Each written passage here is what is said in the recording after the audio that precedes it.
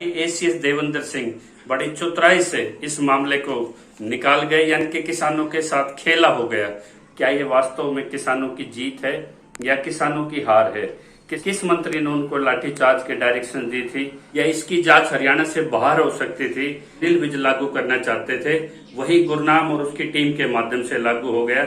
बहुत बड़ा अवसर यहाँ पे किसानों ने, जिस तरह से अगस्त 28 को बस्तारा टोल पे एक एसडीएम की वीडियो वायरल होती है और जिस तरह से वहां पे लाठीचार्ज होता है, सुशील काजला की मौत होती है, एक किसान की आंखें जाती हैं और 8 किसान लगभग बुरी तरह इसमें जख्मी होते हैं और एक आंदोलन में वहां पूरा नेतृत्व वहां उमड़ता है। और जिस तरह के हमने पिछले वीडियो ब्लॉग में दिखाया था कि योगेंद्र, टिकैत और गुरनाम को आक्रोशित युवाओं ने बस से उतारा और वहीं खटखट टोल का जो जत्था था वो सीधा सचिवालय के घेराव के लिए चल दिया। तो हालात, दबाव था सरकार पे पूरा। 2 जगह आपके बरवाला में आपके जींद जो हाईवे है वो भी जाम हुए। और इसी परिस्थितियों में एक सवाल, कल जो गुरनाम के साथ वहां पे जो शासन की जो एक म्यूचुअल एग्रीमेंट जिसको बोला जा रहा है, एक ज्वाइंट स्टेटमेंट वहां प्रेस के माध्यम से जारी हुई है, तो आज उसकी समीक्षा अलग अलग अखबारों ने अलग अलग तरीके से की है। ट्रिब्यून ने जहां फैक्ट फाइंडिंग रिपोर्ट दिखाई है, वहीं पे समाचार निर्देश ने, भास्कर ने, उन्होंने कहा है कि एसीएस देवेंद्र सिंह बड़ी चतुराई से इस मामले को निकाल गए, यानी कि किसानों के साथ खेला हो गया। और भास्कर ने कि जो हालात थे, सर्कमस्टांसेज, वहां एसकेएम के शीर्ष नेतृत्व तो चाहते नहीं थे कि करनाल में ये घेराव आगे बढ़े और जिस तरह से 1000 और सुरक्षा बलों की डिप्लॉयमेंट वहां होनी थी, तो उसी तरह से गुरनाम ने वहां मौके की नजाकत से जो फैसला लिया है, उस फैसले की आज विवेचना हो रही है। क्या ये वास्तव में किसानों की जीत है या किसानों की हार है? पहली मांग उनकी थी एसडीएम आयुष पे एफआईआर हो, यानी कि 307, 302 और यहाँ के 120 भी। किस मंत्री ने उनको लाठीचार्ज के डायरेक्शन दी थी? ये मांग पहली मांग थी। और इसी के साथ उनकी एक मांग और थी कि जो इसमें कंपनसेशन 25 लाख रुपए सुशील काजला के परिवार को दिया जाए। और उनकी पत्नी का सुदेश काजला का वीडियो वायरल हुआ जिसमें वो एसडीएम पे एक क्रिमिनल केस के लिए भी एजिटेट करते हुए दिखाई दी। 302 की धारा लगनी थी, उसको नौकरी से बर्खास्त किया जाए और हमारा फैसला ये कि अपने तीनों कानून वापस ले। हमारे यहाँ दूसरी मांग थी कि किसानों के केस वापसी हो, लेकिन जहां आज उनको एफआईआर, उन पे 0 एफआईआर कहीं भी, आज इतने प्रदेशों के किसान एसकेएम में हैं, कहीं भी 0 एफआईआर रजिस्टर्ड होके वो हरियाणा में ट्रांसफर हो सकती थी या इसकी जांच हरियाणा से बाहर हो सकती थी। और जिसमें एमएलआर रिकॉर्ड पे हैं, तो इसमें जिस भी अधिकारी पे यदि इस तरह के हीनियस कोई एफआईआर दर्ज होती है, तो सेक्शन 7 में डिसिप्लिनरी प्रोसीडिंग में चार्जशीट भी होते और all India civil service rules 1969 के तहत एक वीडियो के एविडेंस में और उसके कॉन्सिक्वेंटली जो ब्रूटिलिटी हुई, उसी के आधार पे वो सस्पेंशन भी होते। लेकिन जैसे कि अनिल विज ने 1-2 दिन पहले दोहराया था कि हम इसकी जुडिशियल इंक्वायरी के लिए तैयार हैं, वही ड्राफ्ट जो अनिल विज लागू करना चाहते थे, वही गुरनाम और उसकी टीम के माध्यम से लागू हो गया। तो इनको अभी कंपल्सरी एक लीव्स के लिए डाला गया है। और गुरनाम ने बड़ी सफाई से एक सलाह ली कि इसमें लीगल एक वर्जन लिया गया है। लीगल वर्जन कभी यह नहीं हो सकता, जो जुडिशियल इंक्वायरी की उन्होंने बात की है, या वो डिपार्टमेंटल इंक्वायरी होगी या इंक्वायरी ऑफ कमीशन एक्ट 1952 से होगी, वो भी अभी तक सरकार की तरफ से क्लियर नहीं है।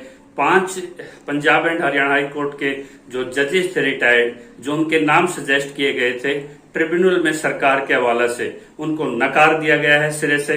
और पी सदाशिवम, जब वो 40वें सीजीआई ओथ ले रहे थे, उस सेरेमनी में उन्होंने कहा था कि रिटायर्ड जजों को किसी भी इंक्वायरी के हेड जैसे सीटों से बचना चाहिए, क्योंकि उनकी रिपोर्ट अंततः डस्टबिन में, इन राजा महाराजाओं के, इन सत्ताओं के डस्टबिन में पड़ी रहती हैं, वो बाइंडिंग नहीं रहती सरकार पे। तो एक बहुत बड़ा अवसर यहाँ पे किसानों ने चूक दिया, जो उनको न्याय मिलना था। और हम बार बार पहले वीडियो ब्लॉग में हमने कहा है कि राजा की जान तोते में थी। एक संघ के वरिष्ठ नेता के रिश्तेदार होने के नाते इनको एफआईआर से बचाना था। और एक जो प्राइवेट जजेज है, वो इंक्वायरी जो देगा उसका इंक्वायरी का कोई फिक्स नहीं है कि उसके बाद वो इंक्वायरी टोटल एपिसोड की है करनाल की, जिसमें फार्मर्स लीडर्स का भी रोल होगा और इसमें हो सकता है कि इनको क्लीन चिट मिल जाए और फार्मर्स लीडर को इसमें इंडल्ज कर दिया जाए सीरियस ऑफेंस में। तो ये दूधारी तलवार अपनी गर्दन पे किसान नेताओं ने रखी। दूसरा कंपनसेशन की बात आई, जो इसको बड़ा चढ़ा के दिखाया गया कि कैडर की ये सैंक्शन पोस्ट जो होती है प्लानिंग कमीशन निकालता है, फाइनेंस उसके लिए अप्रूवल देता है।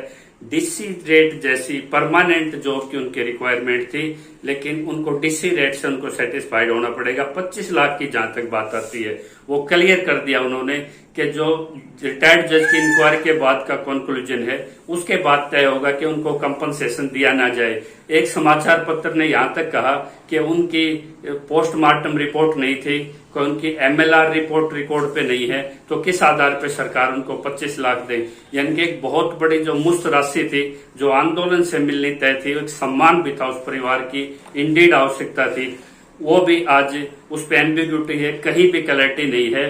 तो ये भी एक बहुत बड़ा अवसर आज किसानों के हाथ से निकल गया। हाँ, 2 लाख जो विक्टिम को मिले हैं, जिनकी आंखें 50% रोशनी चली गई, उनको थोड़ा बहुत रिलीफ हो सकता है। तीसरा था किसानों पे केस वापसी। ये कह रहे किसानों पे केस वापसी के लिए कि इसमें बड़ी मांग थी, लेकिन सरकार ने स्पष्टता से कह दिया कि 250 केस और किसानों पे रजिस्टर्ड हैं, तो ये हम इस समझौते में डील नहीं कर सकते। और जहां वो ज्वाइंट प्रेस कॉन्फ्रेंस हो रही थी, वहां सवाल पत्रकारों के अगर उनको करने दिए जाते डीसी पे, एडिशनल सिविल सेक्रेटरी पे, तो बहुत खुलासे वहीं पे हो जाते। तो एसकेएम के नेता जिस तरह से युवाओं ने बस से उतार के उनको कहा कि आप नेतृत्व में यहाँ शामिल रहेंगे और आपको बातचीत के बगैर हम नहीं जाने देंगे, वो लखनऊ की पंचायत का बहाना करके निकल जाते हैं और इशारा देते हैं कि आंदोलन को वाइड अप कर दीजिए यहाँ से, यानी कि खत्म कीजिए जो भी समझौता होता है।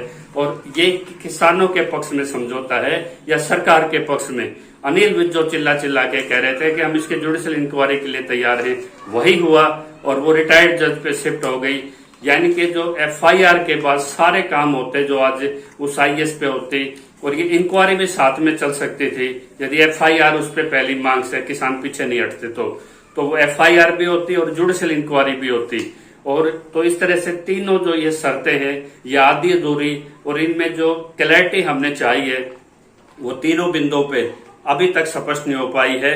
तो वो किसान नेताओं को स्पष्ट करना चाहिए कि ये किसानों की हार है या किसानों की जीत है। क्योंकि सिरसा जी वहां रिक्वेस्ट करते हुए मिले कि पुलिस वाले हमारे 1 फुट दूरी पे भी नहीं खड़े, हमारे सिर पे लठ लिए खड़े हैं। तो रात्रि में जिस तरह से बड़ी किसी घटना से जिस तरह से तिल मिला के ये एक तरह से सरेंडर कहा जाएगा सरकार के सामने, और सरकार वो काम कराने में कामयाब हुई जो सरकार चाह रही थी। यानी कि एफआईआर अगर होती अधिकारी पे, कंपनसेशन 25 लाख उस फैमिली को मिलता, केस वापसी होता, तो किसानों की एक बड़ी जीत होती। और जो नेतृत्व को हम इसलिए उसको फॉलो करते हैं कि टेबल पे हमारी बात मजबूती से रखें, लेकिन एक एक करके योगेंद्र भी निकला, राज्यपाल भी निकला, और उसके तुरंत बाद पंजाब में राज्यपाल की प्रेस कॉन्फ्रेंस होती है। और जो चढ़ूनी की जो इच्छा थी एक दिन का सीएम, उन्होंने कहा कि इलेक्शन कमीशन का जो भी 6 महीने का टेन्योर रहेगा, हम किसी की भी पार्टी के लिए, उन्होंने नॉन पॉलिटिकल स्टैंड दिया। तो जब गुरनाम का स्टैंड आया तो उन्होंने कहा गुरनाम के स्टैंड से हमारा कोई इत्तेफाक नहीं। तो एक बहुत बड़ा टकराव आगे विचारधारा का, कार्यशैली का भी हरियाणा के किसान, पंजाब के किसानों को भुगतना पड़ेगा। तो ये बातचीतों के चौथे दौर में जिस तरह से एसीएस को आगे करके और किसानों के मुद्दों को जिस चतुराई से इन्होंने खत्म कर दिया, ये आज विचारणीय बात थी। और इसकी हो सकता है इसकी समीक्षा करने का मीडिया को एक अपना राइट है, तो इसको आप ना प्रॉन्स में ले ना कॉन्स में ले, इसको आप ये देखें कि वाकई किसानों की ये जीत थी या एक समय के साथ समझौता था, या किसी बड़े इशारे से करनाल से इस तरह से जो किसानों के जमावड़े को हटाना इसका लक्ष्य था। इसमें जो भी आपकी वीडियो ब्लॉग के बाद आपकी राय आई वो आपके कमेंट्स बॉक्स में डालिए, और अपने क्रिटिकल सजेशन और हमें किन कंटेंट्स पे आगे हमें अपने वीडियो ब्लॉग तैयार करने चाहिए वो भी आपके सुझाव आमंत्रित रहेंगे। जय किसान।